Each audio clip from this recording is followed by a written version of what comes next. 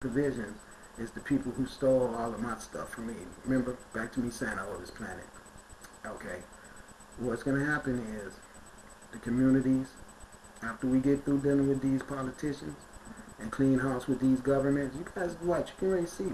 Yellowstone Park ain't just doing what it's doing for the hell of it. Oh, it's getting ready to go down. And see, what you guys don't know is that Yellowstone Park is going to move a whole lot of soil out of the way so soil can move underground. And it's going to give opportunity for huge cities to collapse.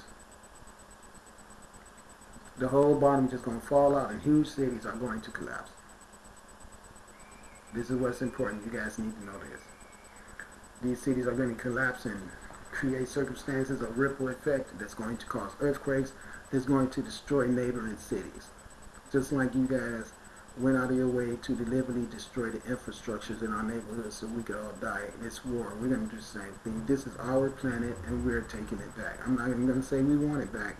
I want you to know that when you see this weather raising hell and doing what it's doing, it's because we're taking our planet back. And I don't care who doesn't like it.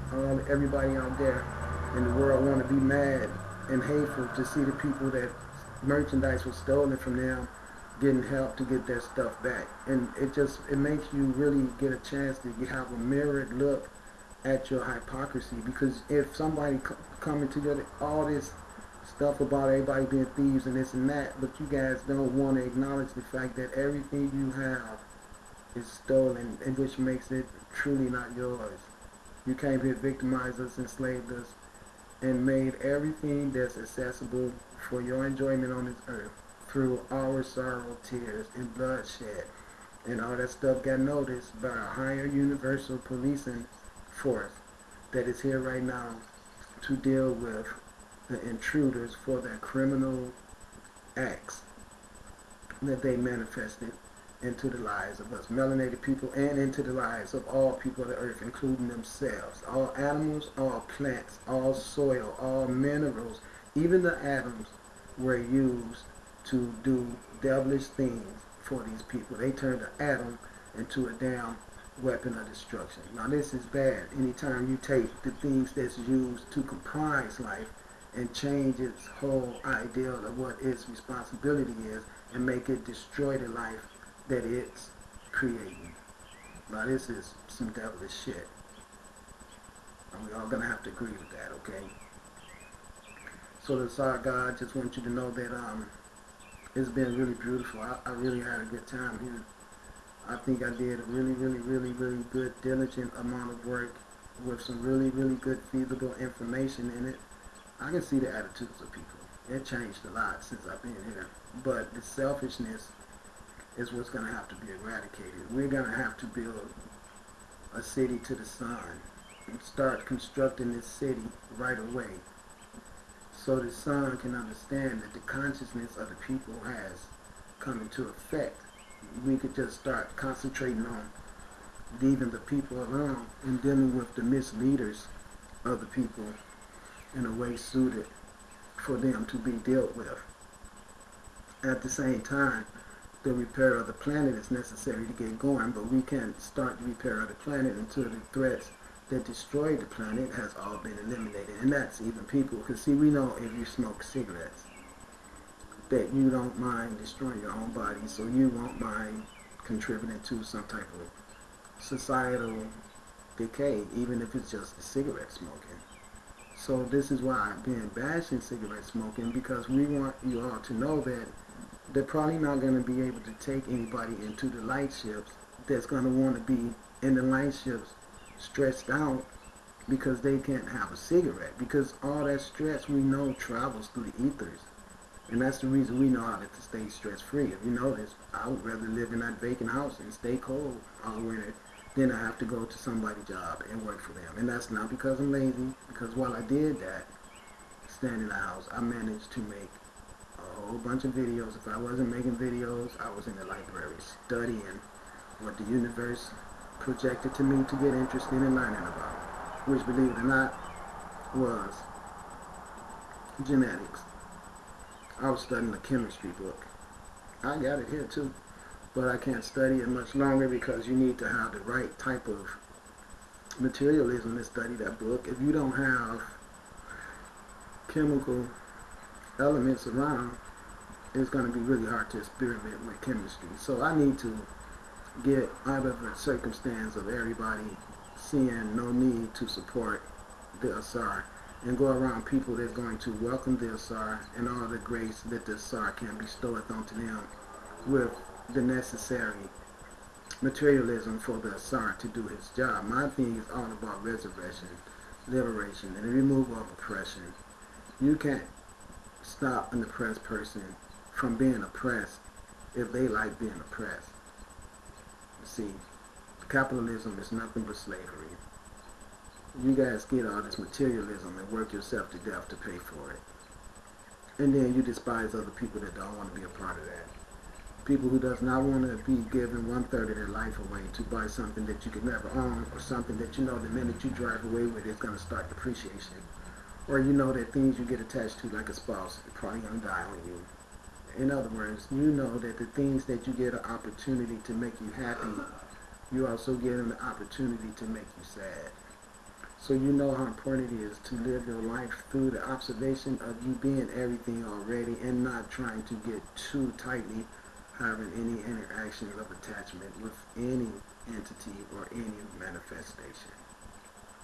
This is how you have to live your life, and this is the way it's safe. It stops us from putting demand on people, and it also stops us from having demands put on us. This is what I mean. Say you got somebody that's a friend, and they come to your house a lot. Do you know you're responsible as a friend to not entice your friend to take advantage of your house?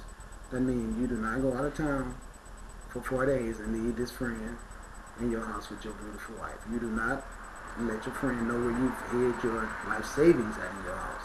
You do not give your friend any type of enticing avenues to do something wrong to you, because if you are a good friend, you never want to do something that will set your friend up.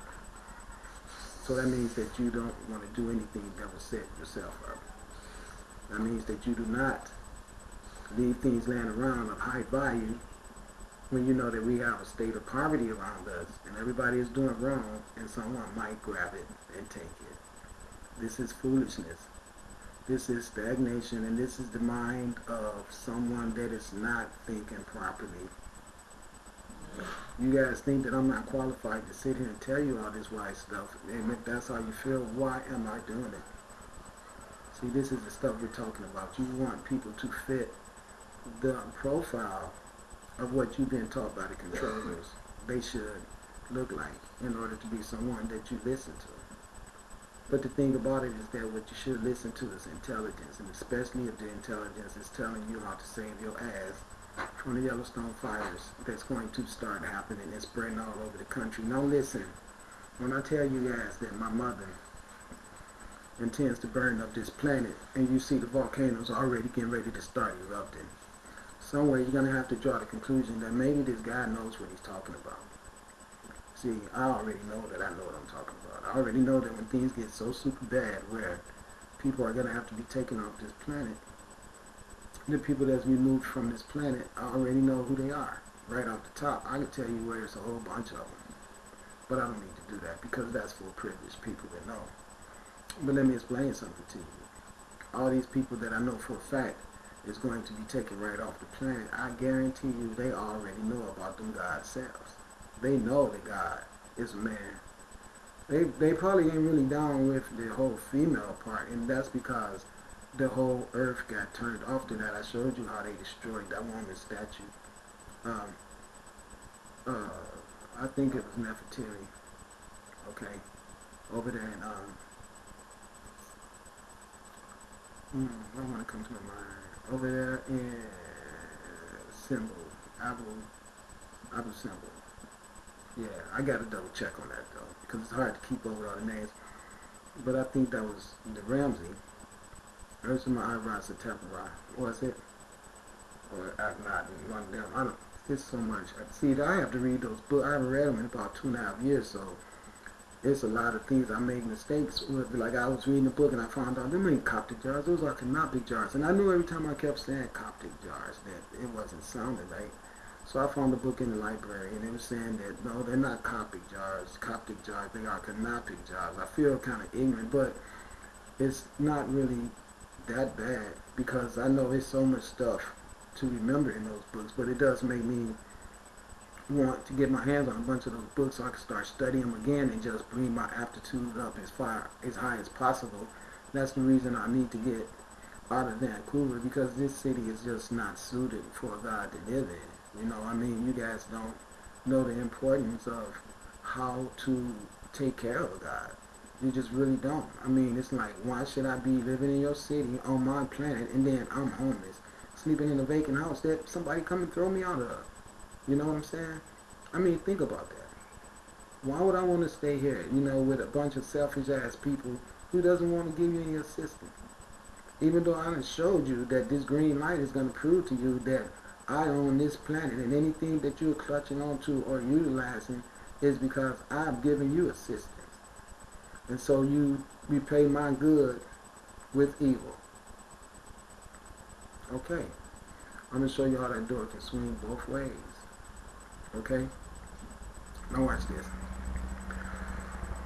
When I think of home, I think of a place where there's love overflowing.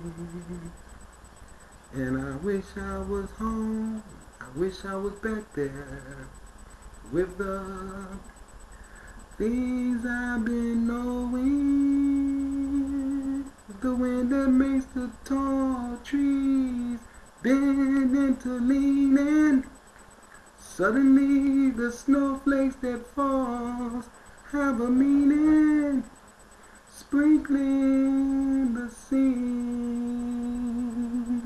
It makes it all so clean.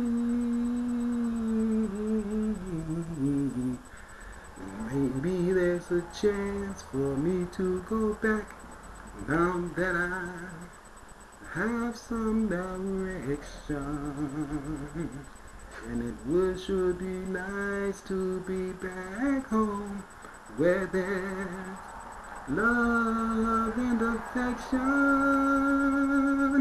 And just maybe I can convince time to slow up, giving me enough time in my life to grow up, and time be my friend, and let me start again.